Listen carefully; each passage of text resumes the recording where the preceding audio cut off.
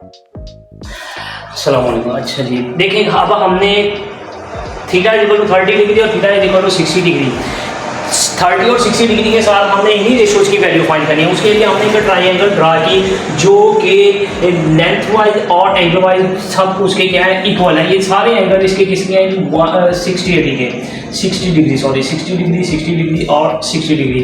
हम जानते हैं कि the interior sum of the interior angles of a triangle is equal to 180। Let's suppose ये angle A plus angle B plus angle C is equal to 180 degree. ये मुसल्लस जो हमारे ट्राइंगल या मुसल्लस होती है उसके अंदरूनी ज़ावियों का जो मजमुआ होता है वो 180 डिग्री होता है। वो किसी किस्म का ट्राइंगल हो, राइट एंगल हो, या इस तरह की किसी किस्म की, लेकिन ट्राइंगल हो उसके लिए शर्त यही होती है कि बेसिक यही कंडीशन है कि उसके अंदरूनी ज़ावियों यानी कि जितने उसके एंगल है तीनों एंगल का मजमुआ 180 डिग्री हो।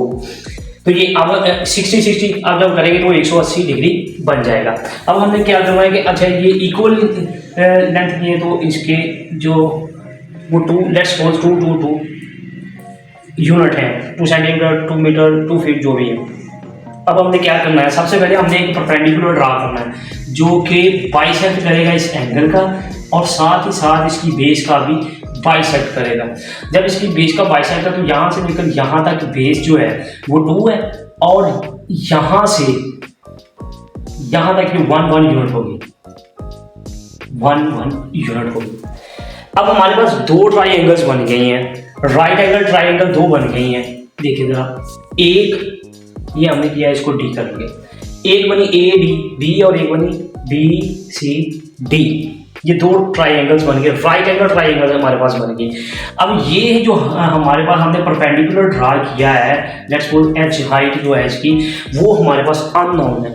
अब वो अननोन है तो उसको हम पाइथागोरस थ्योरम, अच्छा हमने हाइट की वैल्यू फाइंड करनी है तो उसके लिए अब ये हमारे पास क्या है, ये हमारे पास एज अ परपेंडिकुलर है। हमने पाइथागोरस में पढ़ा था कि हमारा जो हाइपोटेनियस है, हाइपोटेनियस उसका स्केयर जो होता है ना according to the Pythagoras theorem, hypotenuse square is equal to perpendicular का स्केयर प्लस बेस का स्केयर, ये हमने पढ़ा था। अच्छा अब हमने क्या फाइंड किया था, परपेंडिकुलर है, ये वैल्यू इधर आके क्या हो जाएगी माइनस होगी, मीन परपेंडिकुलर यानी कि जो कि हमारे पास एच है परपेंडिकुलर का स्केयर इज इक्वल टू, अब हाइपोटेन्यूस क्या है हमारे पास, ये ए है, ए का स्केयर। अब ये उधर जाके माइनस हुई तो माइनस बेस का स्केयर यानी कि बी 1 कर लें या 2 कर लें, कोई भी कर लें, उसका स्केयर है।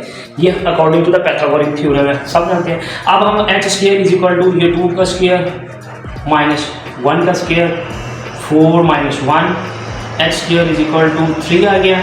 और हमें एच की चाहिए तो हमने दोनों तरफ से टेकिंग का square root, H is equal to 3 under root. तो हमारे पास H is equal to 3 under root आ गया। ओके हो गया।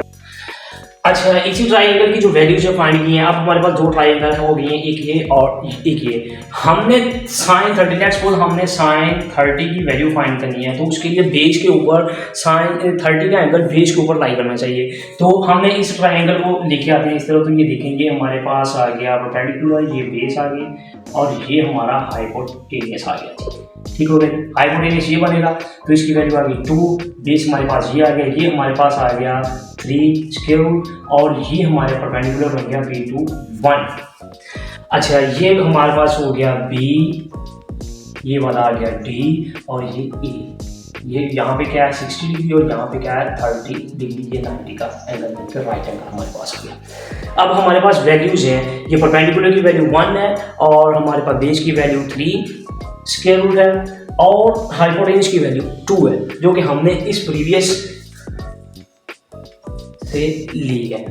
यहाँ से हमने इस एक ट्राइंगल को अब हमने इस्तेमाल करते हुए इस लेफ्ट वाले ट्राइंगल को हम इस्तेमाल करेंगे। इस ट्राइंगल को हम in the form of this लिखेंगे क्योंकि हमने 30 की वैल्यूज फाइंड करनी है तो बेस के ऊपर हमारा 30 डिग्री लाई करना चाहिए। ओके अब परपेंडिकुलर और हाइपोटेन्यूस, परपेंडिकुलर यहाँ पे क्या है 1, हाइपोटेन्यूस कितना है 2, तो साइन 30 की 1/2। इसी तरह हम करेंगे cos 30, cos 30 में हमारे पास बेस होगा हाइपोटेन्यूस, बेस कितना है 3 स्क्वायर रूट डिवाइडेड बाय 2 और हमारे पास बाद में हम करेंगे साइन 30। अब देखिए साइन 30 हमारे पास क्या है परपेंडिकुलर और बेस, परपेंडिकुलर हमारे पास क्या है 1 और बेस कितना है 3 स्क्वायर रूट।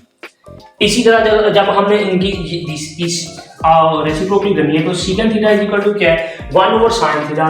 तो अगर इसका 1/, करें तो 1/2 इज इक्वल टू 2, और जब हम कॉसिक करेंगे कॉसिक 30 तो हमारे पास वैल्यूज आएंगी 1/3 स्क्वायर रूट डिवाइडेड बाई 2, जो उलट जाएंगी 2 डिवाइडेड बाई 3, और हमारे पास आ गया cot 30 is equal to 1/tan theta. तो tan थीटा की वैल्यू क्या है ये, तो इसका मतलब इसकी रेसिप्रोकल 3 स्क्वायर रूट होगी। ये तो वैल्यूज हमने फाइंड कर ली 30 एंगल के साथ, ट्रिग्नोमेट्रिक रेशियोज की वैल्यू 30 के साथ आ गई, ठीक हो गया। अब हमने करनी है यही वैल्यू 60 के साथ फाइंड करनी है, जब थीटा इज इक्वल टू 60 हो। तो उसके लिए अब 60 का एंगल बेस के ऊपर होना चाहिए, ये वाले हम इसको कर लेते हैं डायरेक्टली इधर। तो यहाँ पे हम अगर इसको ट्राइंगल को करेंगे इस्तेमाल, तो बेस के ऊपर हमारा कौन सा एंगल आना चाहिए 60। ओके हो गया, ये लेट्स सपोज 60 है और ये 30 है, इसको तो ये हमारा। अब इसको लिख लें डी, सी और बी। फाइंड हमने थीटा की करनी है वैल्यूज, तो थीटा हमारा जो है वो बेस के ऊपर होना चाहिए। थीटा कहाँ पे लाई, वो एंगल जिसकी हमने वैल्यूज फाइंड करनी है वो बेस के ऊपर लाई करना चाहिए। यहाँ पे 30 पहले हमने 30 की थी, तो 30 के ऊपर 30 का एंगल बेस के ऊपर हम लेके आए थे, और जब अब हमने करनी है 60 की, तो 60 वाला एंगल हम बेस के ऊपर लेके आएंगे। इसकी वैल्यूज लिखना है, ये लिखे 1 है, ये हमारे पास 3 स्क्वायर रूट है, और ये क्या है जी 2। लो अब फिर कर लेते हैं, देखें sine 60 degree is equal to वही hypotenuse divided by perpendicular divided by hypotenuse 3 square root divided by 2 sine 60, और इसी तरह cos 60 degree is equal to base over hypotenuse 1/3 square root, और उसके बाद हमारे पास आ गया tan 60 इज इक्वल टू, जब tan 60 होगा तो हमारे पास base over perpendicular 1/3 square root आएगा।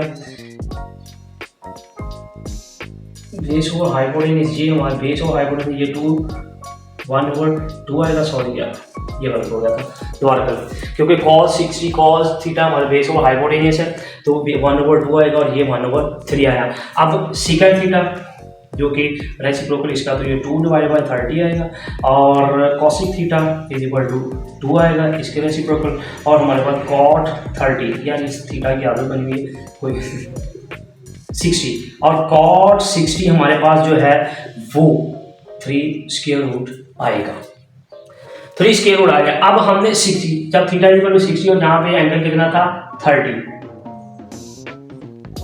ओके हो गया 60 30 5/1/2 स्क्वायर रूट, और इसी तरह cos जो है 45 1/2 square root, tan cosec secant और cot थीटा। अब हमने क्या करना है, यही वैल्यू जो फाइंड किया वो यहाँ पे टेबल में इंटर कर देंगे। 1/2 30 में 1/2 होता है साइन, और cos होता है 3 स्क्वायर रूट डिवाइडेड बाय 2, और हमारे पास जो आता है tan वो 1/3 स्क्वायर रूट, और इसी तरह हमारे पास secant थीटा 2 और 2 डिवाइडेड बाय 3 स्क्वायर रूट हमारे पास cosecant थीटा, और cot थीटा हमारे पास 3 स्क्वायर रूट।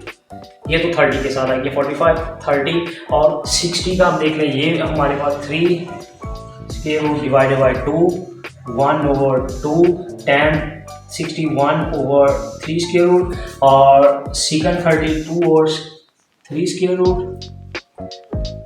cosec जो है ये cosec आएगा, सॉरी cosec जो है वो 2 के इक्वल है, और इसी तरह हमारे पास जो cot है वो 3 स्क्वायर रूट हो गया। ये एक समरी सी बन गई है। ये तो हमारा प्रीवियस लेक्चर से चला आ रहा था, इसको इस्तेमाल करते हुए इन्हीं रेशियोज की हमने वैल्यूज फाइंड की इन ट्राइंगल से। हमने 45 की की है, 45 की तो उससे प्रीवियस में की थी, 30 की 60 की, तो ये हमारे पास डिफरेंट वैल्यूज आ गई। ट्रिग्नोमेट्रिक रेशियोज की वैल्यूज जो है वो हमारे पास डिफरेंट एंगल के साथ ये होती हैं ट्रिग्नोमेट्रिक रेशियोज की वैल्यूज।